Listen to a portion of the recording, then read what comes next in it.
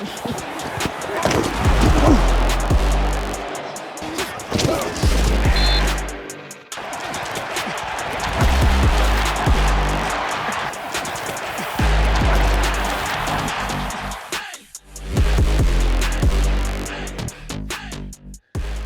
back. It's another episode of Huddle Up, and we are excited to have with us today not only Rob Clark, our quarterback who sits in the chair.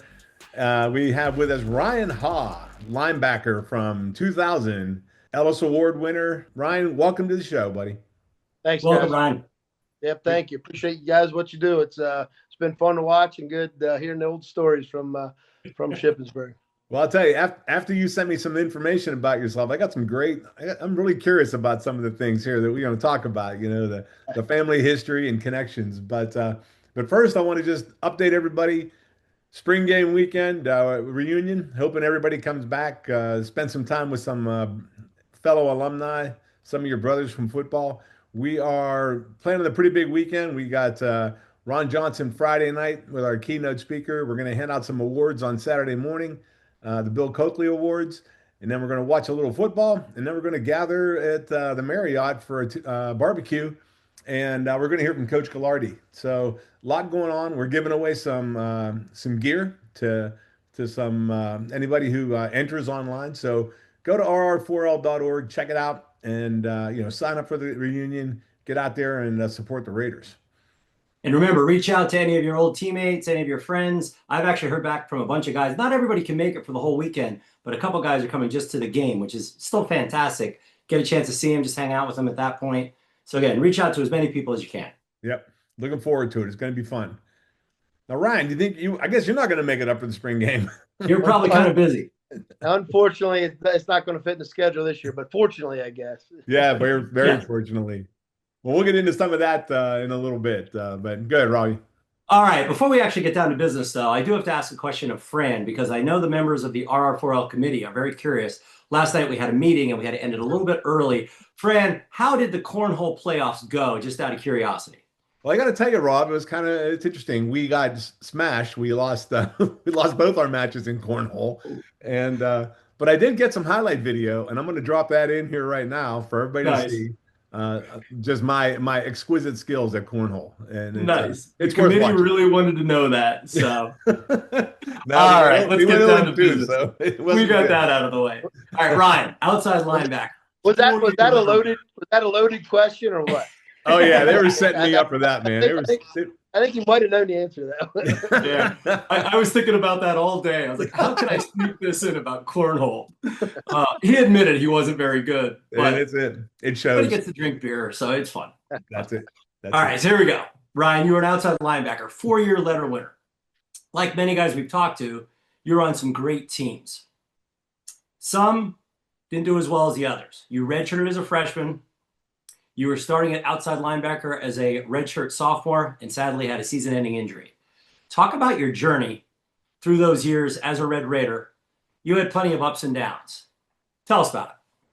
Sure. I think that's how life usually goes, and especially when sports are involved with it. And you do something, for long enough time, you're gonna have your ups and downs, and I would say my whole experience at Ship was more of an up than it was any down. There were some hurdles and stuff we got through, but a lot of good times, a lot of good friends, good memories, and we won a bunch of football games too. We came in my freshman year.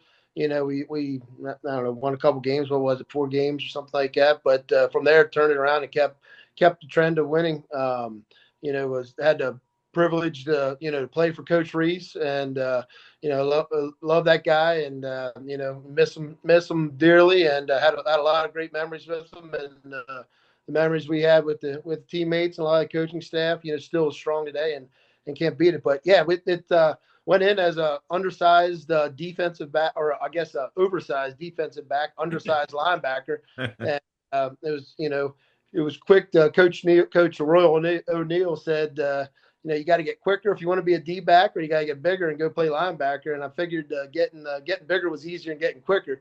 So I opted to go that way, and took that redshirt freshman opportunity, and kind kind of threw some LBs on and got some pounds on me, and went and was lucky enough to play a little bit, as a redshirt freshman in the, in the nickel position. So a lot of basically all the special teams, and then got a shot at seeing more of the field as as a starter. Then my redshirt sophomore year, and went out there, made some noise, made some tackles, got in the first 3 games, led the team in tackles, and got banged up, over at Kutztown. Had one of those hefty offensive linemen decide to roll down on my leg, and didn't want to go the right way, and took that for what it was. We had the decisions to make after that if we were going to play the rest of the year with it injured, or get it surgery done, and then come back strong the next year. We opted to get the surgery done then, and come back, and learned a lot from it, and came back. Wasn't in my mind wasn't the player that I was, but tried to contribute the way I can, and had a good core group of linebackers. Had a lot of fun with, and again, we had some big games, won some big games, and had fun doing it. Nice.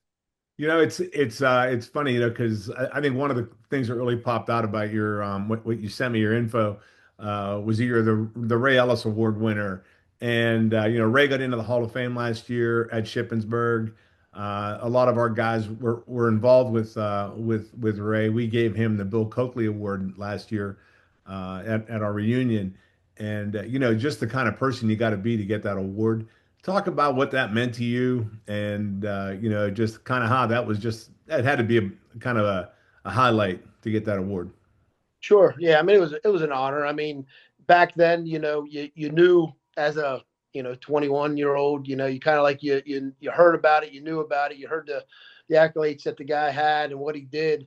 But it actually means more now. I think sitting back as a 40-year-old, 47-year-old now, looking back at it, and it means a lot more because you take those things a little bit, to heart a lot more.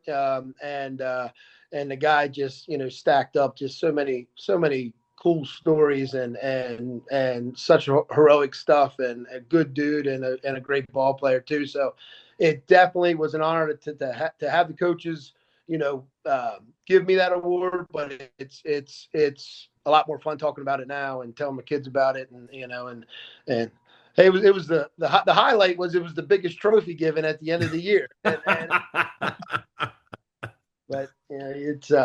it's truly an honor, and it's not to downplay what he did, and the awesome people that won the award since then or before me. You start hearing some of their stories too, and it's pretty amazing. Yeah, you run through that list of guys who have won that award, and it kind of blows you away. It's some real, not only great players, but just great human beings, and Sure. it's pretty cool. Yep. Yeah. So you came in under Coach Rees. You got to play under Coach Mack as well. You played with 2 Hall of Famers in John Kuhn and Ron Johnson.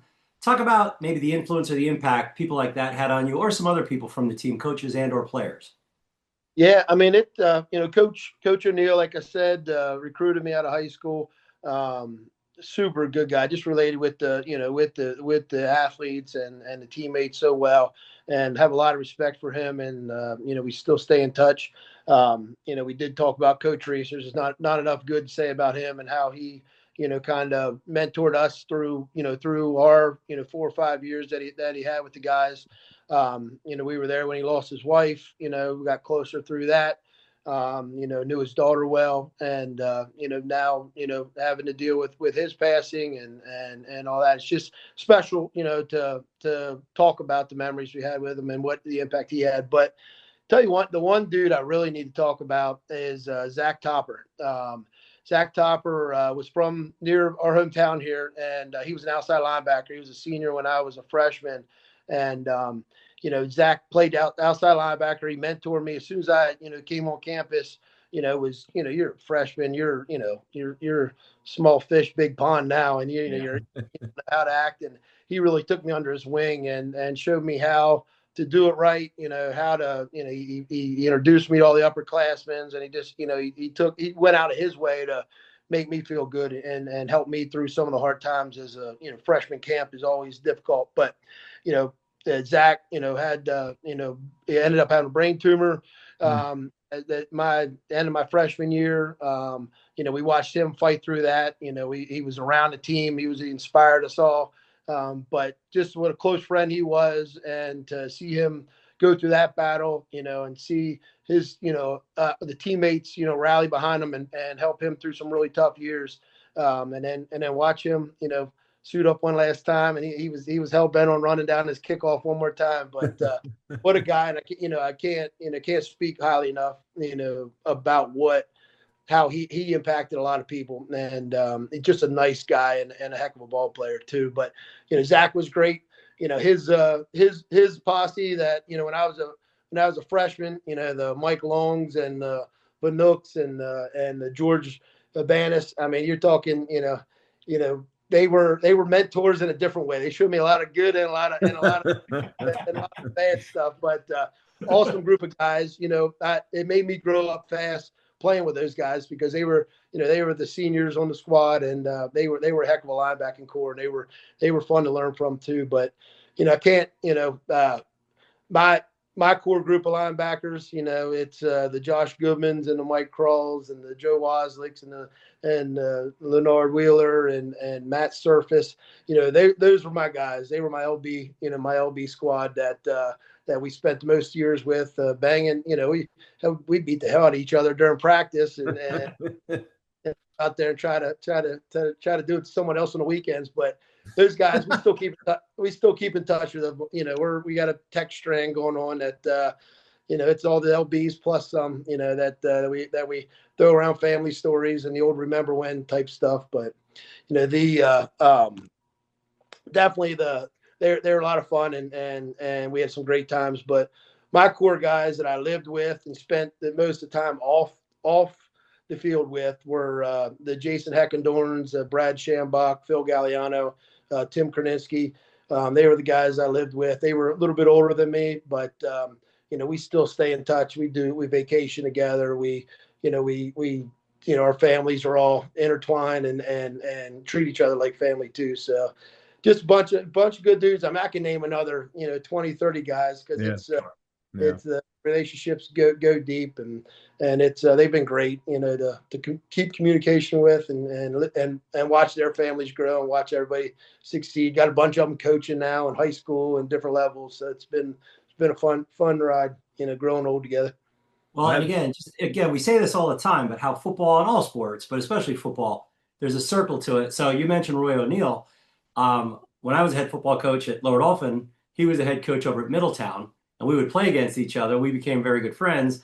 When his career ended over there, he actually came on board and coached with me for a year or two.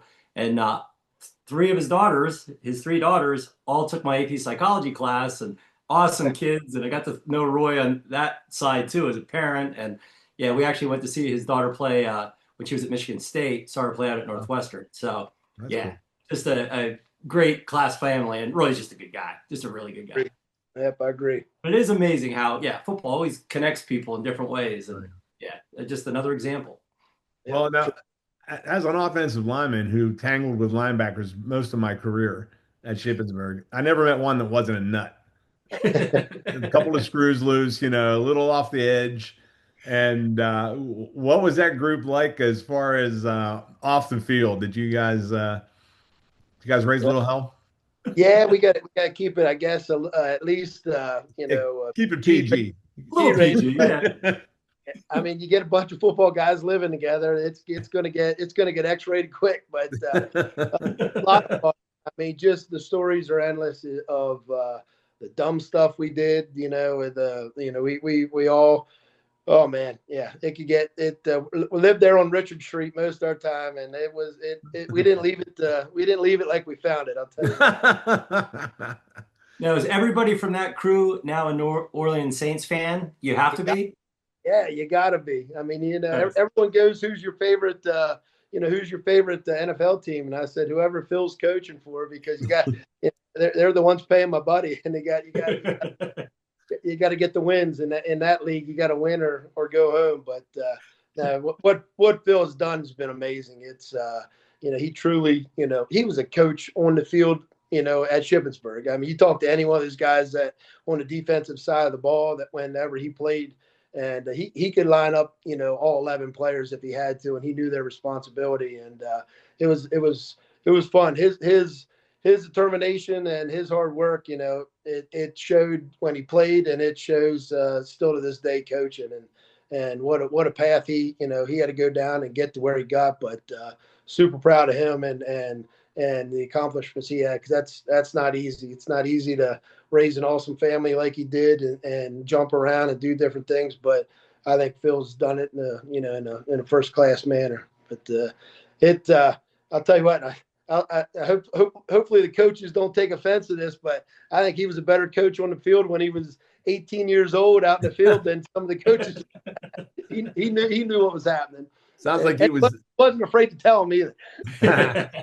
Sounds like he was destined to be a coach. Absolutely. Yeah. Yeah. And back to our issue about connections. So you have a connection to our new offensive coordinator too, Braden Long. Tell us about that connection and what you saw in him even as a young man. Oh man, Braden was special from early, and I'm talking early.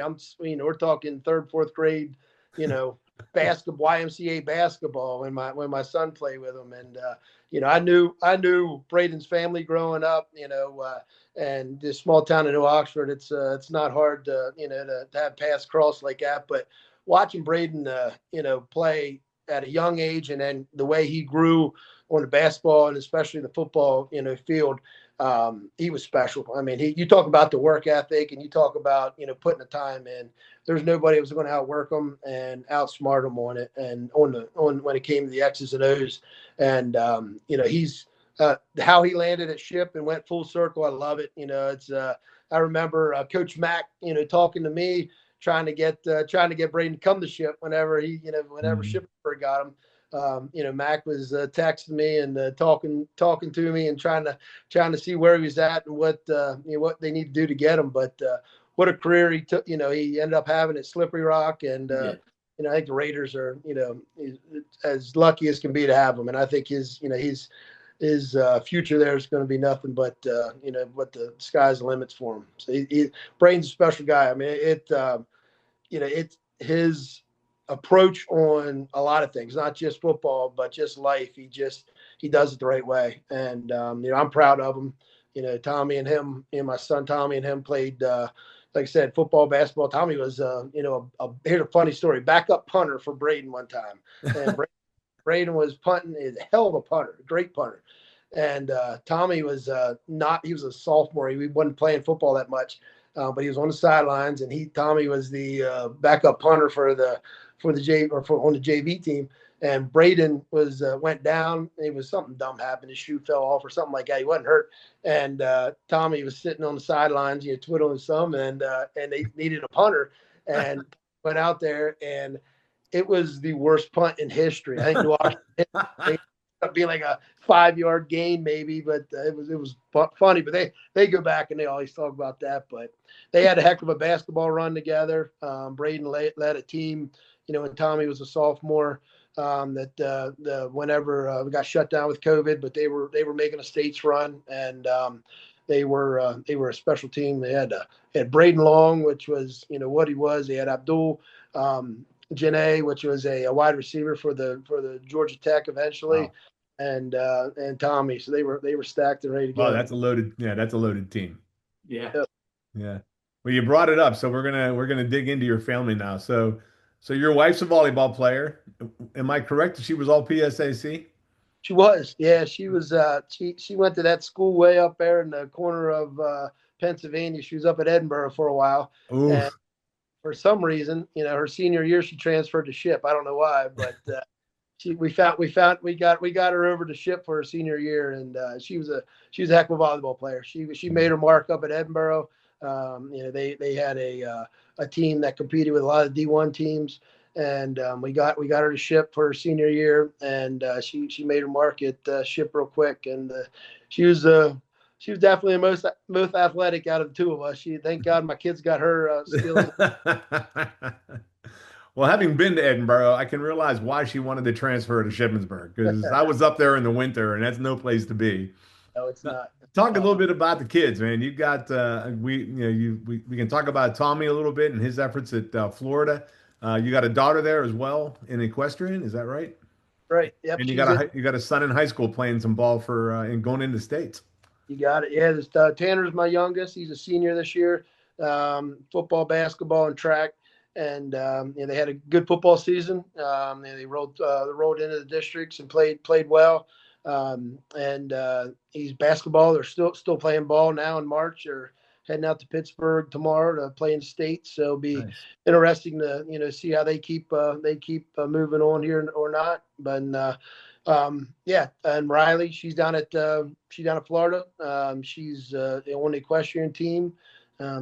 She was up at Georgia and she rode over at Florida State. So she's at the collegiate level, riding her horses, and super proud of both of them. And they find their own paths. I'll tell you what, they're all a little bit different, but they're doing well.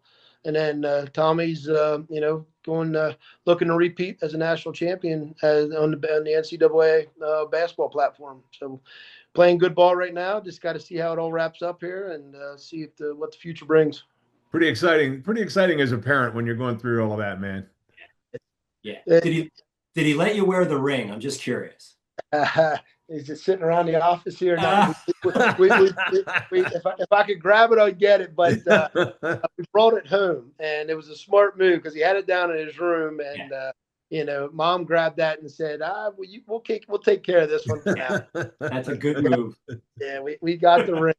And, it's impressive, and it's so neat. I mean, I'm gonna talk like an old man now, but it's so much more fun watching the kids do what they do and compete. Oh, yeah. I'm looking forward to watching Tanner's team play, and I mean watching him, watching all his friends. We grew up, all together, and they grew up playing ball, and it's just fun watching those bonds as we continue started this by talking about the friendships and bonds that these sports bring.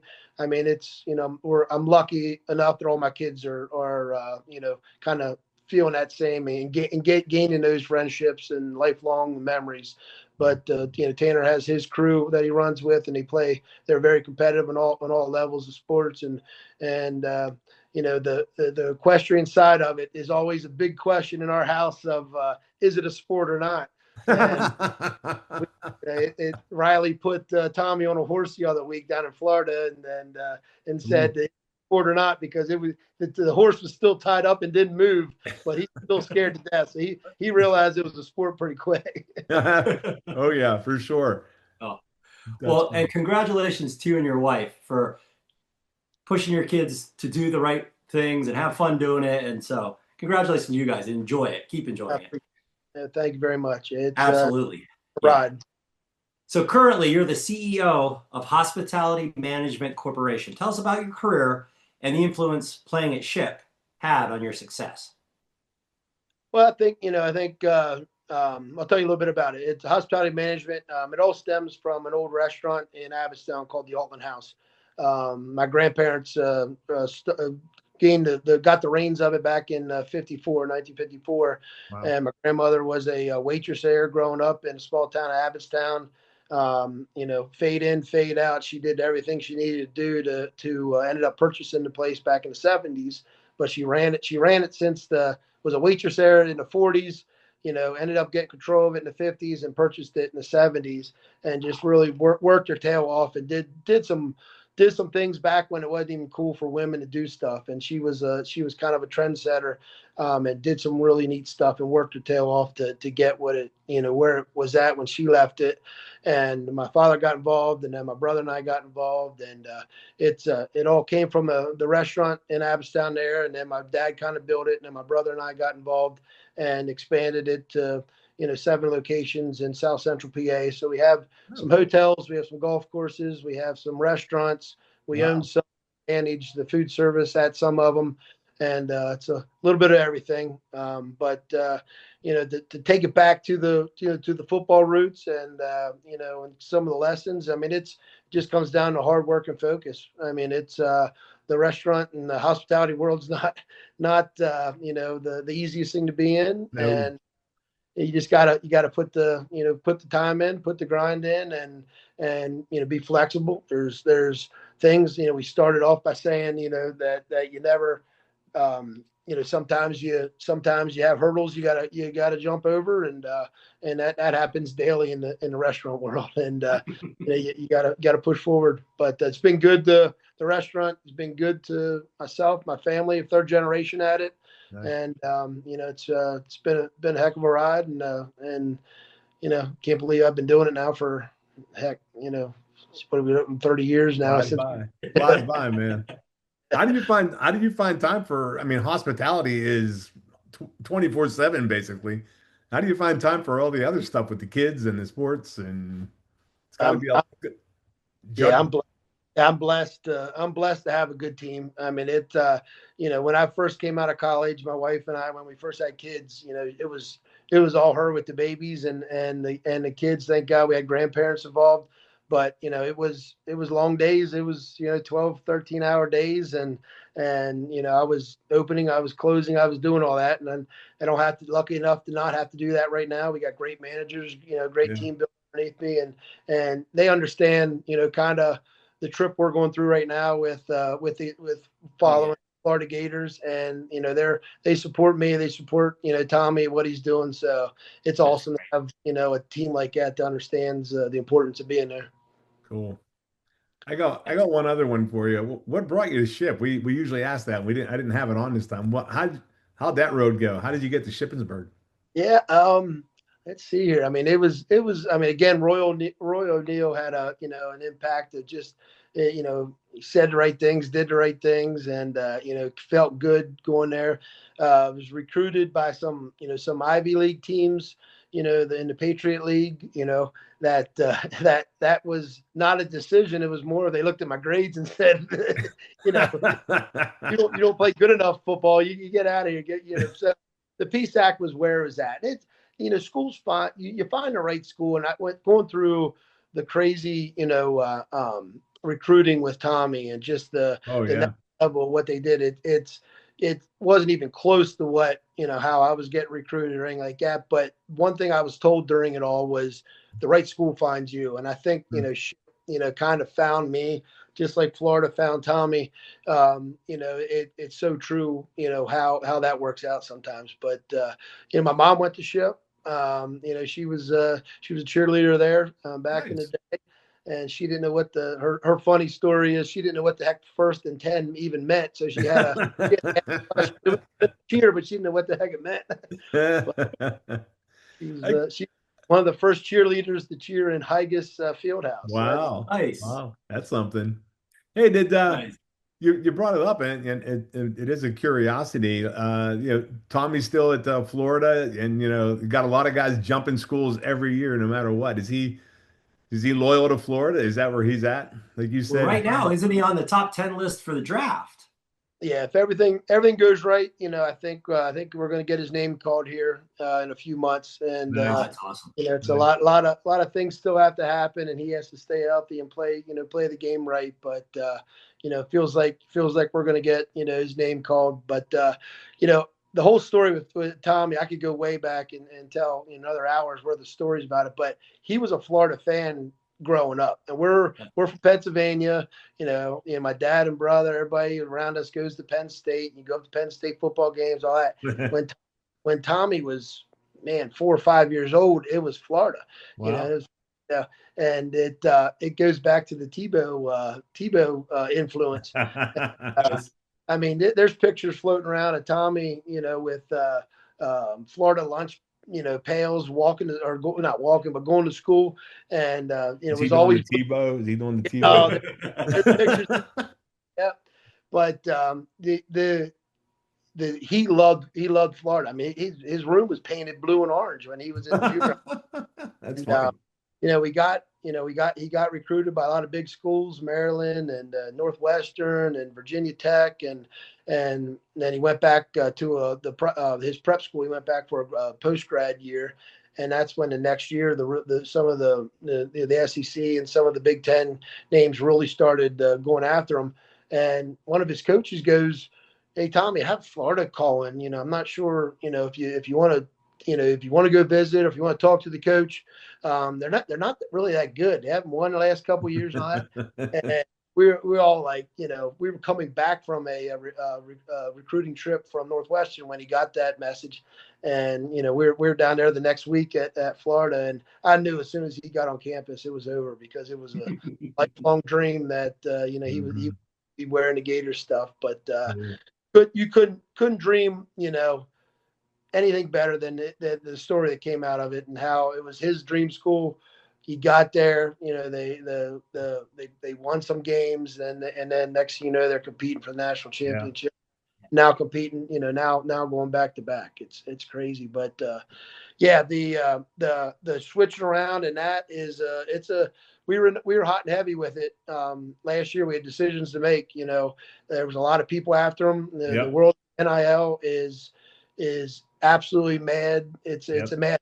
It's in my opinion, and being dealing with it firsthand, is the problem is the NIL money and also the transfer portal, the way they both are lined up. It's setting itself up for a lot of trouble, and it already has.